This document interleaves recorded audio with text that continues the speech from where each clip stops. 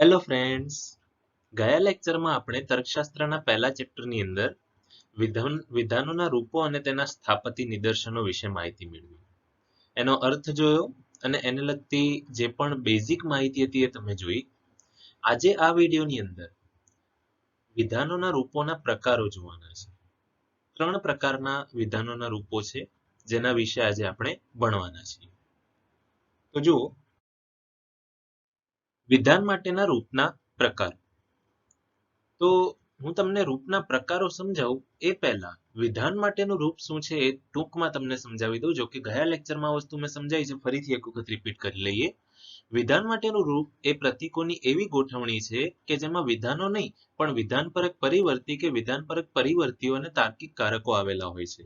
આ પરિવર્તી કે પરિવર્તીઓને સ્થાને એકના એક પરિવર્તીને સ્થાને એકનું એક જ વિધાન આવે એ રીતે વિવિધ વિધાનો મૂકવામાં આવે તો એને પરિણામે એક વિધાન મળે છે. બરાબર, મેં તમને સમજાવ્યું હતું કે વિધાન માટેનું રૂપ એ કોઈ વિધાન નથી, પણ એ શું છે કે વિધાનપરક પરિવર્તી અને તાર્કિક કારકોનો એક સમૂહ છે. બરાબર, હવે એમાં કેવું છે કે જેમ આપણે ગણિતમાં કોઈ સૂત્ર હોય તો સૂત્રની અંદર કિંમત મૂકીએ એમ આપણને અલગ અલગ જવાબ મળે છે. એવી જ રીતે વિધાનોના રૂપમાં તમે વિધાન મૂકો તો તમને અલગ અલગ સ્થાપતિ નિદર્શન મળે છે. આ સ્થાપતિ નિદર્શન એટલે એક નવું વિધાન. બરાબર, દર વખતે અલગ અલગ સ્થાપતિ નિદર્શન મળે છે, જે તમને મેં ગયા લેક્ચરમાં સમજાવી દીધું છે. જો ના જોયો હોય વિડીયો તો એક વખત ખાસ જોઈ લેજો, તો જ તમને આ લેક્ચરમાં ખ્યાલ આવશે.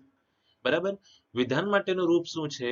તો વિધાન માટેનું જે રૂપ છે એક સૂત્ર જેવું કામ કરે છે, જેમાં તમે જુદા જુદા વિધાનો મૂકીને જુદા જુદા સ્થાપતિ નિદર્શનો મેળવી શકો છો. બરાબર, વિધાન માટેના રૂપના 3 પ્રકારો છે. વિધાન માટેનું તદેવાર્થક રૂપ, યાદ રાખજો. પહેલું પ્રકાર છે તદેવાર્થક રૂપ, બીજું પ્રકાર છે વિધાન માટેનું સ્વવ્યાઘાતી રૂપ, અને ત્રીજું વિધાનનું જે રૂપ છે એ છે પરાયત રૂપ. વિધાન માટેનું પરાયત રૂપ. આ 3 આ જ લેક્ચરની અંદર તમારે કન્ટિન્યુઅસલી સમજવાના છે. આમ તો મેં અલગ અલગ વિડીયો બનાવ્યો હોત પણ તમને વધારે ના ખ્યાલ આવત, એટલા માટે મેં ત્રણેયને એક જ વિડીયોમાં કવર કર્યા છે. તો જુઓ, સૌથી પહેલું છે વિધાન માટેનું તદેવાર્થક રૂપ. બરાબર, હવે એનો અર્થ સમજો. વિધાન માટેના જે રૂપના તમામ સ્થાપતિ નિદર્શનો હંમેશા સત્ય જ હોય તે રૂપને વિધાન માટેનું તદેવાર્થક રૂપ કહે છે. બરાબર, તમે વિધાનનું એક રૂપ બનાવ્યું, જેમ કે અહીંયા આપેલું છે પી વિકલ્પન નિષેધ પી. વિધાન માટેનું એવું રૂપ કે જેમાં જે સ્થાપતિ નિદર્શનો એટલે જે વિધાનો મળવાના છે એ વિધાનો હંમેશા સત્ય જ હોય. જે પણ સ્થાપતિ નિદર્શનો તમે જોયું કે અલગ અલગ સ્થાપતિ નિદર્શનો મળે છે, તો દર વખતે જે બી સ્થાપતિ નિદર્શન મળશે હંમેશા સત્ય જ હશે એવા રૂપને તદેવાર્થક રૂપ કહે છે. બરાબર, અહીંયા એક ઉદાહરણ આપ્યું છે પી વિકલ્પન નિષેધ પી. હવે અહીંયા જે પી છે એ પરિવર્તી છે એટલે એના સ્થાને કોઈ બી વિધાન આવી શકે અને એ જ વિધાનનો નિષેધ કરવાનું છે. જે વિધાન તમે પી માં મૂકવાના છો એ જ વિધાનનો તમારે નિષેધ કરવાનું છે. બરાબર, તો જુઓ, અહીંયા બધા અલગ અલગ વિધાનો વાપરીને એ લોકોએ અહીંયા રૂપની અંદર જુદા જુદા વિધાનો મૂક્યા છે અને સામે સાબિતી પણ આપી છે એના સત્યતા મૂલ્યની. તો પહેલું વિધાન જુઓ, કાં તો રવિન્દ્રનાથ ટાગોર સાહિત્યકાર હતા સત્ય, અથવા રવિન્દ્રનાથ ટાગોર સાહિત્યકાર ન હતા અસત્ય. હવે વિકલ્પનનો નિયમ શું છે કે જો એક વિધાન સત્ય હોય તો આખું વિધાન સત્ય. બરાબર, હવે તમે જુઓ, કાં તો રવિન્દ્રનાથ ટાગોર સાહિત્યકાર હતા કાં તો ન હતા. બરાબર, હવે આમાં પહેલું જે વિધાન છે એ હકાર છે એટલે સત્ય છે, અને બીજું જે વિધાન છે એનું નિષેધ કર્યું એટલે નકાર થયું. બે માંથી એક વિધાન સત્ય તો આખું વિધાન સત્ય એ વિકલ્પનનો નિયમ છે. કાં તો મહાત્મા ગાંધી બંગાળી છે અથવા મહાત્મા ગાંધી બંગાળી નથી. હવે એનું એ જ વિધાન વિકલ્પનમાં જાય છે. બરાબર, તો એટલા માટે એમ વિકલ્પન નિષેધ એમ એટલે સત્ય. તો અહીંયા જેટલા બી ઉદાહરણો છે તમે એમને વાંચો અને સમજો કે આ બધાનું જે પરિણામ મળે છે સત્ય મળે છે. એટલા માટે જે તદેવાર્થક રૂપ છે એની અંદર એવા વિધાનોનો સમાવેશ થાય, એવા વિધાનના રૂપોનો સમાવેશ થાય છે કે જેમાં જે સ્થાપતિ નિદર્શન મળશે એ હંમેશા સત્ય જ હશે. બરાબર, એટલે યાદ રાખો, પી વિકલ્પન નિષેધ પી એનું એક ઉદાહરણ છે. એવા તો કેટલાય વિધાનો છે કે જે તમને આવું સત્યતા મૂલ્ય આપશે. બરાબર, ત્યારબાદ વિધાન માટેનું સ્વવ્યાઘાતી રૂપ. હવે સ્વવ્યાઘાતી રૂપમાં એવું છે કે જે પણ તમને પરિણામ મળવાનું છે એટલે સ્થાપતિ નિદર્શન મળવાનું છે એ અસત્ય જ મળશે. એટલે રૂપને એવી રીતે ગોઠવવામાં આવ્યું છે કે જે પરિણામ મળે એટલે જે પણ સ્થાપતિ નિદર્શન મળે એ બધા જ અસત્ય હશે. તમે જુઓ એના એ જ ઉદાહરણો અહીંયા લીધા છે જે આગળ લીધા હતા. રવિન્દ્રનાથ ટાગોર સાહિત્યકાર હતા સત્ય, અને હવે અહીંયા સમુચયનો ઉપયોગ કર્યો છે. પહેલામાં વિકલ્પન હતું, અહીંયા સમુચય છે. ઉદાહરણને લીધે અહીંયા સમુચય લીધું છે, બાકી આમ તો ઘણા વિધાનો અહીંયા આવી શકે છે. બરાબર, તો હંમેશા જે રિઝલ્ટ મળશે એ અસત્ય છે. ઉદાહરણ જુઓ, રવિન્દ્રનાથ ટાગોર સાહિત્યકાર હતા એ સત્ય છે, અને રવિન્દ્રનાથ ટાગોર સાહિત્યકાર ન હતા. હવે અને આવી ગયું.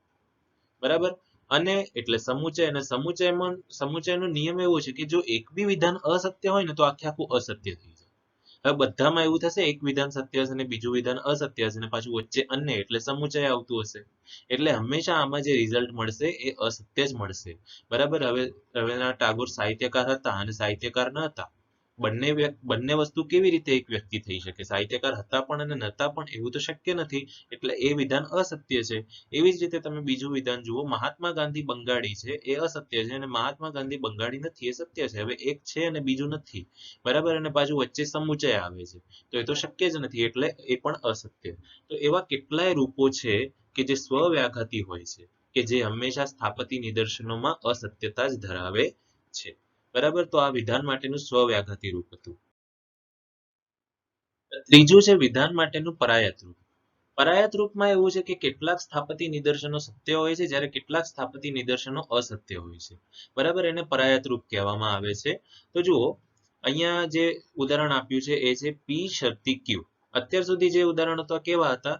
પી વિકલ્પન નિષેધ પી, પછી પી સમુચય નિષેધ પી. અહીંયા તમે જુઓ પી શરતી ક્યુ, કારણ કે અહીંયા જે સ્થાપતિ નિદર્શનો છે કેટલાક સત્ય તો કેટલાક અસત્ય હશે.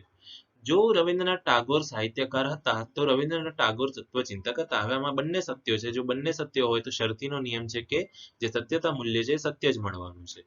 જો મહાત્મા ગાંધી બંગાળી હતા તો મહાત્મા ગાંધી ભારતના રાષ્ટ્રપિતા હતા. હવે આમાં એક અસત્ય છે ને બીજું સત્ય છે. બરાબર, હવે શરતીનો નિયમ છે કે આગળનું વિધાન અસત્ય અને પાછળનું સત્ય, તો પણ સત્ય જ પરિણામ મળે છે. જો પ્રથમા HSC માં પાસ થશે તો પ્રથમા નારાજ થશે. બરાબર, હવે આમાં જે આગળ જે છે, જો પ્રથમા HSC માં પાસ થશે, બરાબર, એ સત્ય છે, તો પ્રથમા નારાજ થશે એ અસત્ય છે. મેં કીધેલું છે કે આગળ સત્ય હોય ને પાછળ અસત્ય હોય તો શરતીના નિયમ મુજબ આખું સત્યતા મૂલ્ય અસત્ય થઈ જાય. બરાબર, અને ચોથું પણ તમે જોઈ શકો છો, સેમ વસ્તુ થાય છે. જો પદાર્થને ગરમી આપવામાં આવશે તો પદાર્થ ફૂલશે, તો કાં તો ક્યારેક સૂર્યાસ્ત થશે નહીં અથવા ચંદ્ર ક્યારે ઉગશે નહીં. હવે આની અંદર શું થાય છે કે પદાર્થને ગરમી આપવામાં આવે તો પદાર્થ ફૂલશે, આ વિધાન સત્ય છે. અને પાછળનું વિધાન અસત્ય છે, ક્યારેક સૂર્યાસ્ત થશે નહીં અથવા ચંદ્ર ક્યારે ઉગશે નહીં, આ તો અસત્ય વિધાન છે. આગળ સત્ય ને પાછળ અસત્ય, તો શરતીના નિયમ મુજબ આખે આખું વિધાન અસત્ય થઈ જાય. તો આ રીતે વિધાન માટેનું પરાયત રૂપ પણ કામ કરતું હોય છે. બરાબર, તમે ત્રણે ત્રણ વિધાનો જોઈ ગયા. હવે તમારે શું કરવાનું છે કે ત્રણે ત્રણ વિધાનોના થોડા ઉદાહરણો જોવાના છે. ચોપડીની અંદર એની જે ડિટેલ્ડમાં આખે આખું ફકરામાં બધું સમજાવ્યું છે, એક વખત એ પણ તમે વાંચજો, જેથી વધુમાં વધુ આનું રિવિઝન થશે તો તમને યાદ રહી જશે ત્રણે ત્રણ પ્રકારના વિધાનો. અને તમે થોડી એની અંદર જે પ્રેક્ટિસ આપી છે એ પણ કરજો. હું એક છેલ્લો વિડીયો બનાવીશ જેમાં હું તમને બધા જ વિધાનોની પ્રેક્ટિસ પણ કરાવીશ. બરાબર, તો આજના લેક્ચરમાં તો આટલું જ. અને નેક્સ્ટ ટોપિક આપણો શું છે કે વિધાનો માટેના રૂપોનું સત્યતા મૂલ્ય ચકાસવા માટે સત્યતા કોષ્ટકની રચના. હવે તમે જે અત્યાર સુધી જે વિધાનો જોયા, બરાબર, ત્રણે ત્રણ વિધાનોના જે પ્રકારો જોયા, વિધાન માટેના રૂપોના પ્રકારો, આ રૂપોનું સત્યતા મૂલ્ય ચકાસવાનું છે. બરાબર, તમે જેમ કે અત્યારે સત્યતા મૂલ્ય ચકાસ્યું તો વિધાનો પરથી ચકાસ્યું, પણ હવે તમારે એને સત્યતા કોષ્ટકની રચનામાં ચકાસવાનું છે. એટલે સત્યતા કોષ્ટકની તમે રચના કરશો, ત્યારબાદ તમે વિધાનોના રૂપો સત્યતા દર્શાવે છે કે અસત્યતા એ તમારે ચકાસવાનું છે, જે હું નેક્સ્ટ લેક્ચરમાં તમને એક્સપ્લેન કરીશ. Thank you so much friends આ વિડીયો જોવા માટે. જય હિન્દ.